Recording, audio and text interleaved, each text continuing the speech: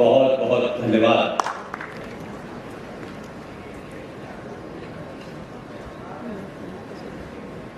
आप सोच नहीं सकते कि इस 12 साल के सफर में सबसे अच्छा दिन मेरी जिंदगी का आज है।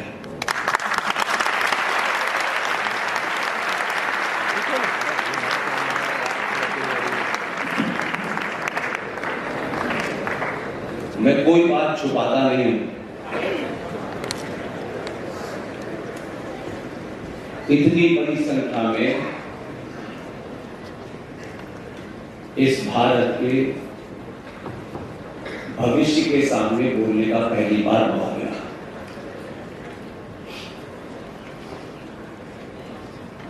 जब तक मैं हॉल में नहीं आया था तब तक मुझे अंदाजा नहीं था कि जिनको मुझे एड्रेस करने में 10-12 साल लगे वो हॉल में इतनी बड़ी तादाद में होंगे। जब मैं दिल्ली से चला था तो आपके शहर के एक बड़े, आप कह सकते हैं कि उस आत्मा ने मुझे फोन किया कि आपको जयपुर आना है और कुछ स्कूल के बच्चों को संबोधित करना है। तो मैंने अपना पूरा जो सिस्टम है उसको ये सोच के कि जो बच्चे होंगे मैं उनके मन में क्या क्या सवाल है, क्या क्या उन्होंने कैसे कैसे झूठ देखे हैं, तो मुझे लगा कोई 40-50 बच्चे होंगे। ज्योति महेश्वरी जी के घर से सुबह पहुंचा कोई 6:30 बजे। तो 8 बजे जितने लोग मिलने आए मुझे लगा कि अब तो चली चला की बेला वाले लोग हैं, इनके सामने बोलना है। तो मैंने कहा बहुत सारी चीजें सुन चुके हैं, 2-3 बार आ चुका हूं, लेकिन यहां आके ऐसा लगता है कि इस यात्रा का जो सबसे सफलतम समय और दिन है वो आज ही का है। मधुसूदन बिहारी साहब जिनके बुलावे पे मैं यहां आया, ज्योति महेश्वरी साहब जो एक लंबे समय से मुझे जानते हैं, उसमें ज्योति महेश्वरी जी ने पुल का काम किया और अभी मुझे पता चला कि एजुकेशन कमेटी ऑफ महेश्वरी समाज यह आज के प्रोग्राम का आयोजक है। इससे मुझे जब तक आप चाहेंगे तब तक बोलना है। अब इसमें रात भी हो सकती है, सुबह भी।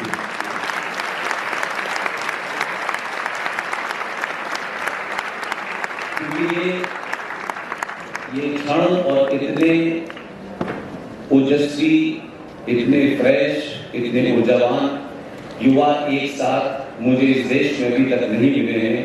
इसलिए आपके सामने खड़े होने के बाद मैं रात तक बोलने की शक्ति रखता हूं।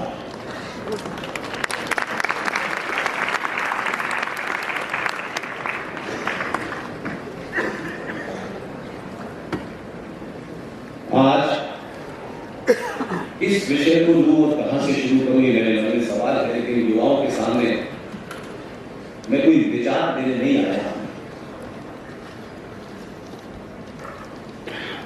आपके साथ, हमारे साथ पिछले कम से कम 70-75 सालों से जो झूठ हमारे अंदर इंजेक्ट किया गया है, उस झूठ के कारण जहां हमें होना चाहिए था वहां हम नहीं हैं, और जहां नहीं होना चाहिए था हम वहां खड़े हैं। लेकिन संचार क्रांति के इस दौर में वक्ता कितना भी बड़ा हो, कितनी भी उसकी उम्र हो, कितनी भी उसकी डिग्रियां उसके साथ हो, मन से झूठ बोल करके नहीं भाग सकता, क्योंकि जितनी देर में यहां से वहां तक आवाज जाएगी उतनी देर में आज का युवा उसको वेरीफाई करेगा। और एक बार उस युवा के मन में अगर ये बैठ गया कि मंच पर आकर के लोग सब झूठी सच्ची बातें करते हैं, ताली बजवाते हैं और चले जाते हैं। मैंने जब अपना ये सफर शुरू किया 2012 में, तब ये तय किया कि बात कितनी भी कड़वी हो, चाहे अपनों के विरुद्ध हो, उसको पूरी ताकत से कहना है। और सच वो नहीं जो मैं समझता हूं, सच वो जो ओरिजिनल डॉक्यूमेंट में है वही सच है। किसी किताब में लिखा हुआ जरूरी नहीं कि सब कुछ सच हो। मन से जो संचालन कर रहे थे उन्होंने एक बात बोला, उनका सम्मान करते हुए, और वो मुझे शायद कई बार मिल भी चुके हैं, इसलिए वो जानते हैं कि किसी बात में किसी के गरिमा को ठेस पहुंचाना मेरा कई मतलब नहीं है। लेकिन मुझे लगता है कि वही जवाब दे करके उसे क्लैरिफाई करना ज्यादा जरूरी है। कहा गया कि पुष्पेंद्र जी सारे धर्मों का सम्मान करते हैं। पुष्पेंद्र जी कतई ऐसा नहीं करते।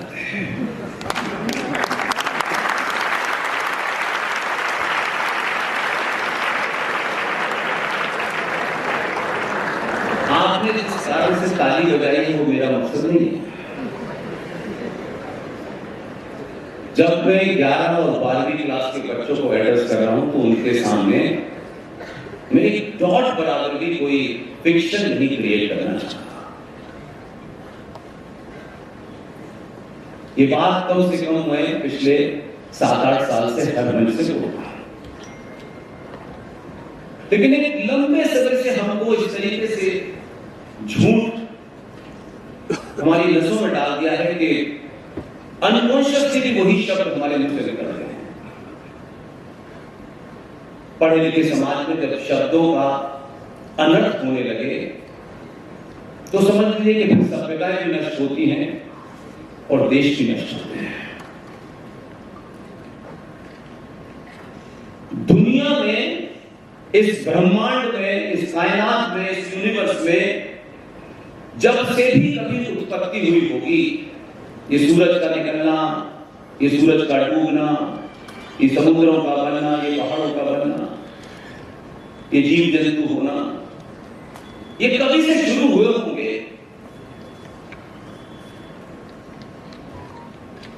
तब से लेकर के अब तक एक ही धर्म था, एक ही धर्म है और एक ही धर्म रहेगा। और उस धर्म को सनातन कहते हैं।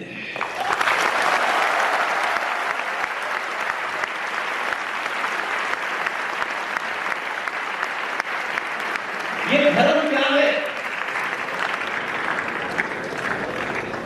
जितने भी हमारे राजनीतिक लीडर हैं, low IQ with full high confidence होगा। वो किसी भी बात को इसलिए कहते हैं कि बस लोगों ने ताली बजा दी।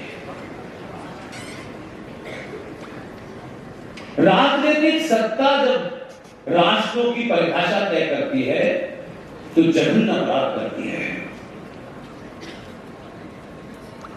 हमारे साहित्य में, संस्कारों में, संस्कृति में, मान्यताओं में, परंपराओं में, आस्थाओं में धर्म का अर्थ पूजा पाठ नहीं होता।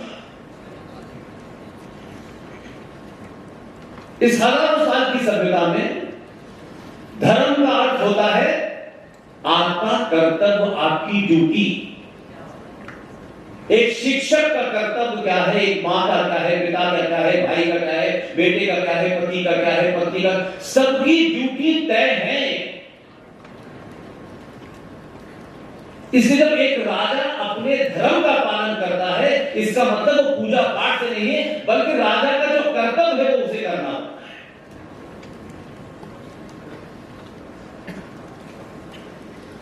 लेकिन इस बीच में अनेक विचारधाराएं पैदा हुई, उन विचारधाराओं को मजहब का नाम दिया गया।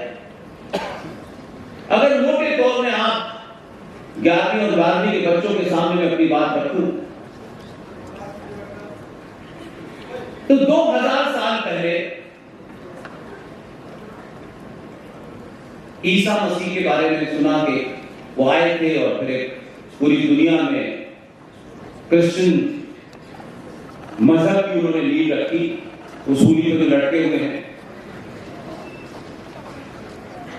और एक 1400 साल पहले अरब के अंदर ऊंट की पीठ पे खड़े होकर खजूर खाने वाले थे। मोटे तौर पे दो को लेते। अब सूली पे जो लड़के हैं उनसे पूछो कि मम्मी का नाम क्या, तो कहते पता नहीं।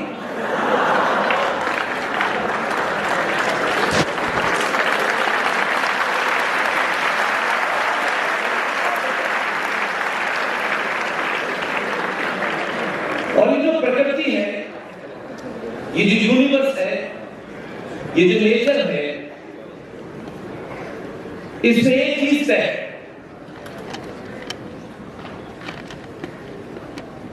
जो भी पैदा हुआ है, जो भी पैदा हुआ है, चाहे वो मनुष्य हो, चाहे वो जानवर हो, चाहे वो कीड़ा मकोड़ा, जो भी पैदा हुआ है उसकी मृत्यु निश्चित है।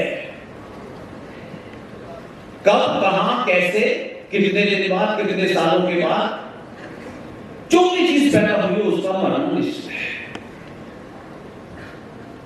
2000 साल पहले कोई पैदा हुआ, 1400 साल पहले कोई पैदा हुआ,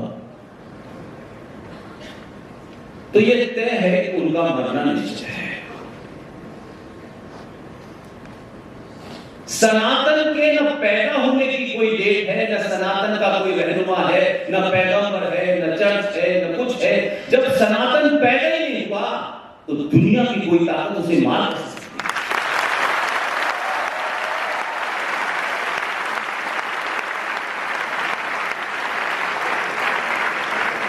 इसके सनातन शाश्वत है, सत्य है, अनंत है। राजनीतिक लोग, सड़क छाप लोग, दो कौड़ी के लोग, चोर उठाएंगे डकैत, अगर कुछ लोगों का वोट लेकर जीत जाए तो महान नहीं होते।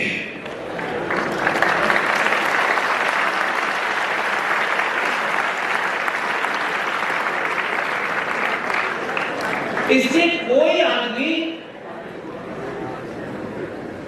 पागल होने के दौरे में अगर वो ये कहते कि सनातन को मैं समाप्त कर दूंगा, सनातन को हम खत्म कर देंगे, और उसके 4 फॉलोअर ताली बजाते हैं, उस उदयनिधि की नस्लें समाप्त हो जाएंगी, सनातन कभी समाप्त नहीं। हाँ, ये बात जरूर है कि जब तक उस घटिया आदमी ने यह बयान नहीं दिया था, तब तक कुछ लोग तमिलनाडु में जानते थे, इस बयान से पूरी दुनिया में उसका पागलपन और मूर्खता समझ आ गई। और ये सनातन क्या है? ये सनातन आज के दौर में अगर आपसे मैं बात करूं तो ये जो अंग्रेजी का शब्द है साइंस, ये तो अंग्रेजों से बाहर आया। तो अंग्रेज तो बहुत बाद में आए। जो सनातन शब्द है उसको अगर आप आज के दौर में उसको ट्रांसलेट करें तो सनातन का मतलब है साइंस। और ये सनातन क्या है? हमारे यहां भी बहुत मूर्ख लोगों को लगता है कि कुछ भी बोल के भाग जाओ, लेकिन आपकी जो जनरेशन है, आपके हाथ में वो हथियार है कि मन से किसी भी वक्ता जो झूठ बोले उसको जाने मत दीजिएगा, उसको कहिए और बोलिए अपना झूठ जितना बोलना है और सवाल करिए। हमारे दौर में ऐसा नहीं था। इस संचार क्रांति की वजह से इंफॉर्मेशन का जो फ्लो है वो बहुत हाई है। हमारे जमाने में इंफॉर्मेशन लिमिटेड थी, कंट्रोल्ड थी, तो लोग आए गाए शायद कोई किताब लिखते थे, लोग समझते थे बहुत बड़े आदमियों ने किताब लिखी। उन किताबों को जब आज के परिवेश में लगता है कि निहायत झूठे और मक्कार लोगों ने किताबें लिखी। और बदकिस्मती यह है कि आज की युवा पीढ़ी को उन्हीं किताबों को पढ़ना पड़ रहा है। इसलिए किताब को सिर्फ इतना ही पढ़िए जिससे आप पास हो जाए।